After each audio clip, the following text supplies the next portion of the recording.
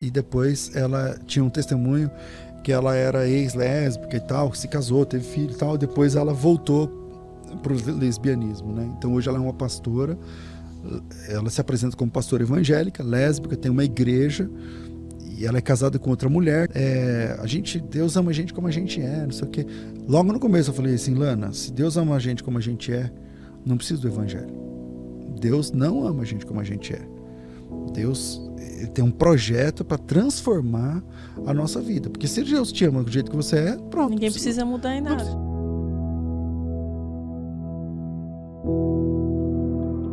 Você ganhou muitos seguidores e ficou bastante conhecido aí no período da pandemia também, por questão de um episódio na rádio, né, de um debate polêmico sobre homossexualismo e o que está na Bíblia, né? E você foi, assim, muito aplaudido pela forma com que você levou a conversa, com respeito, com cuidado, mas também defendendo o teu ponto de vista com relação a isso. Eu gostaria que você falasse, porque eu falo hoje em dia, o mundo pode falar sobre tudo, por que a gente não pode falar o que a gente realmente pensa e o que a gente está de acordo com... Foi o debate com a Alana Holder, você assistiu? Isso, assisti, tá. Tudinho. Foi um debate que eu quis ali, por respeito a ela, manter uma posição muito amistosa. Sabe por quê, Karina? Porque assim, imagina que você tem um vício, qualquer tipo, um comportamento, uma questão comportamental, que eu condeno, ou a Bíblia condena e tal, e a gente vem conversar. Então você já vem diminuída, entendeu? Quando ela chegou no estúdio, antes de começarmos o programa, eu tenho um escritório que fica no 5º andar, então eu trabalho no mesmo prédio. Eu só subo, faço o programa e volto pro meu trabalho. Então para mim tá muito fácil, então eu já estava lá.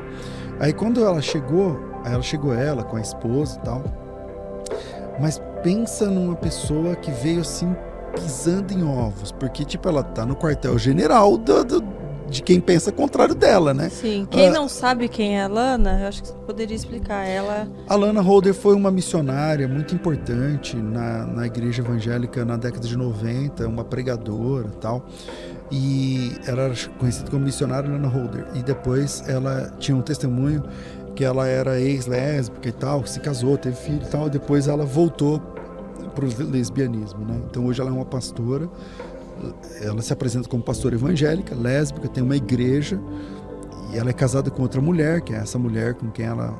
Qualquer pessoa pode abrir uma igreja e colocar como igreja evangélica? Como que funciona Artigo isso? 5º da Constituição, qualquer pessoa. Qualquer pessoa. E aí, quando elas... Independente se segue o evangelho mesmo ou não?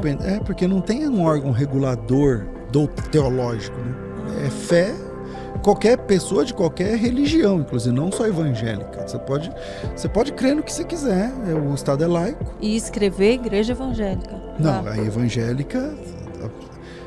Geralmente, quando a pessoa escreve lá igreja evangélica, porque tem a ver com a Bíblia.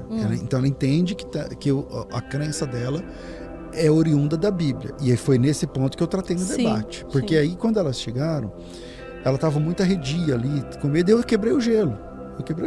Falei assim, Lana, bom, você deve estar me reconhecendo do banner, porque foi feito um banner que bombou, tal, tudo mais. Falei, você deve estar...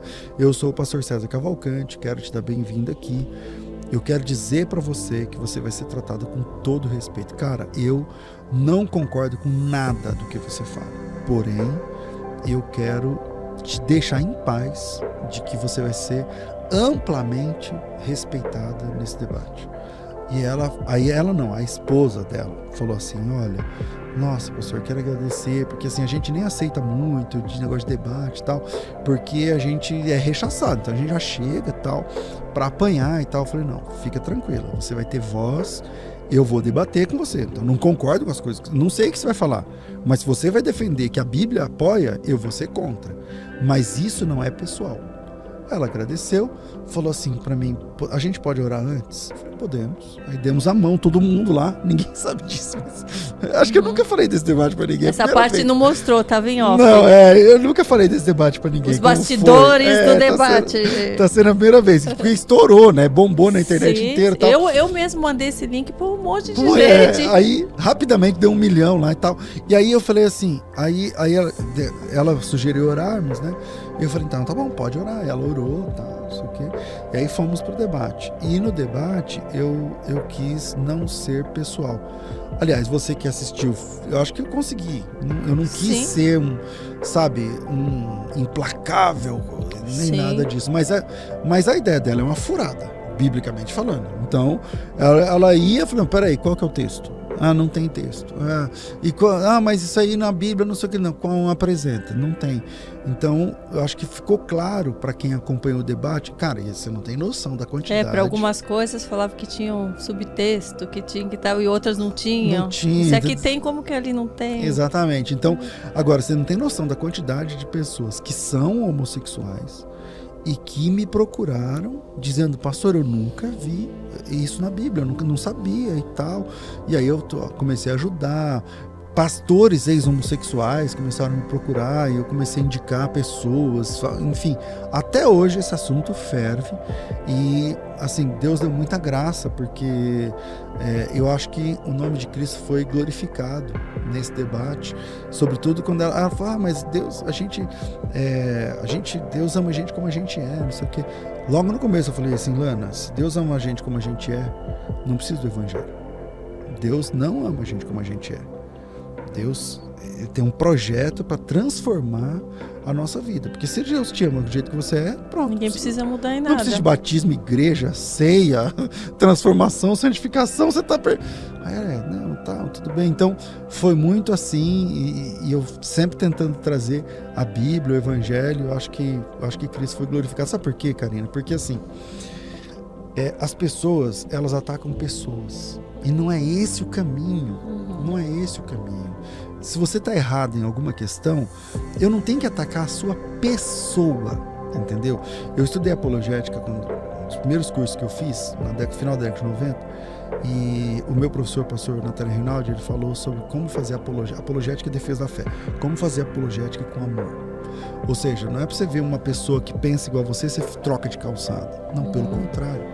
Essa pessoa precisa ser amada, precisa ser recebida, só que ela tem que entender. Eu acho que, por exemplo, no debate eu fui contundente na questão Bíblia. Opa, você não vai, a Bíblia que Bíblia é essa que você está lendo? Não, porque no contexto, mostra o texto. Não tem, então, não tem. E aí, no fim do debate eu falei para ela, olha, antigamente você falava isso, agora você está falando essa, aonde era mentira? Lá ou aqui? Então acho que ficou claro, fui contundente, mas fui extremamente respeitador, porque eu acho que esse deve ser o comportamento do cristão. O nosso debate não é contra pessoas, a nossa luta não é contra carne e sangue, é contra principados e potestades, hostes espirituais da maldade. Então eu acho que é por aí que a gente deve caminhar. Você entende que é por isso que muitas pessoas se afastam do cristianismo para poder viver as suas vidas sem essa cobrança, sem precisar mudar os próprios hábitos? Acabam procurando outras religiões, outras doutrinas, onde elas não são cobradas de serem mudadas e transformadas? Deus é exigente. Deus é exigente. O Evangelho é exigente. E ele não é exigente porque ele exige muito. Ele é exigente porque ele exige tudo. Cara, é tudo. Ou você entrega tudo, ou então não precisa. Deus, ele não está disputando um lugar no pódio, entende? Se Deus está lá em terceiro, mas querendo ser segundo, querendo ser primeiro, não. Ou ele é o Senhor, ou ele não está no pódio, entendeu? Então Deus é radical, com Deus é radical. Então, isso tem que fazer sentido para o cristão. Se não faz sentido para você, tá bom, então vai procurar outra fé, outra coisa. Mas o cristianismo, Deus exige tudo, porque Deus entregou tudo, ele entregou seu filho. Um pai que entregou o filho único por um propósito não está de brincadeira. Você entregou seu único filho por um propósito, você não está para brincadeira. Você ou é tudo ou é nada, entende? Então, o cristianismo é exigente mesmo. Ah, pastor, eu não me decidi ainda, porque exige demais. Exige mesmo. Vai pensando aí, pensa direito. Porque se você der esse passo, é tudo. Deus quer tudo. Você inteiro, sua família inteira, sua cabeça, sua mente, seu corpo, seu dinheiro, seu tempo, seus dons, seus talentos, tudo. Tudo.